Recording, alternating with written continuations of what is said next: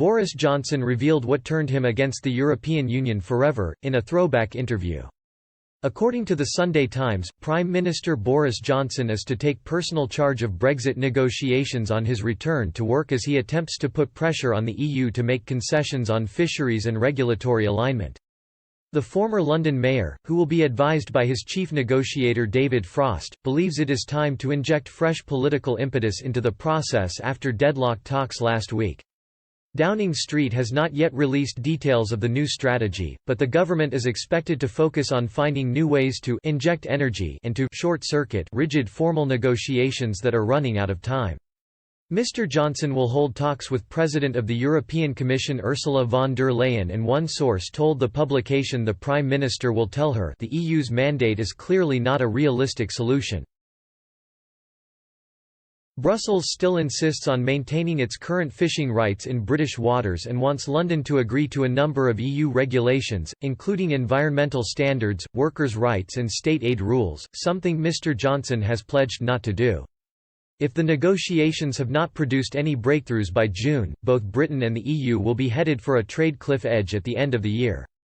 As tensions are set to rise in the incoming months, a 2014 interview for The Telegraph has resurfaced, in which the former mayor of London revealed what turned him against the European project forever. In the interview, the Prime Minister looked back on his time as The Telegraph's Brussels correspondent and reflected on the frustrations and foibles of the EU. Mr. Johnson was posted to Brussels as the newspaper's bureau chief aged 24, serving in the role from 1989 to 1994. He claimed it was thanks to that experience that he fully realized he was an enemy of the project. When asked whether we should admire the EU as a historical achievement, Mr. Johnson said, "The fundamental idea of free trade, cooperation and mutual respects, ensuring France and Germany never go to war again, that is fundamentally not a bad idea. The question is, do you need to create supranational institutions acquiring ever greater centralized power?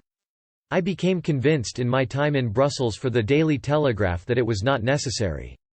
You need a much more minimalist approach. Free trade but without the federal institutions."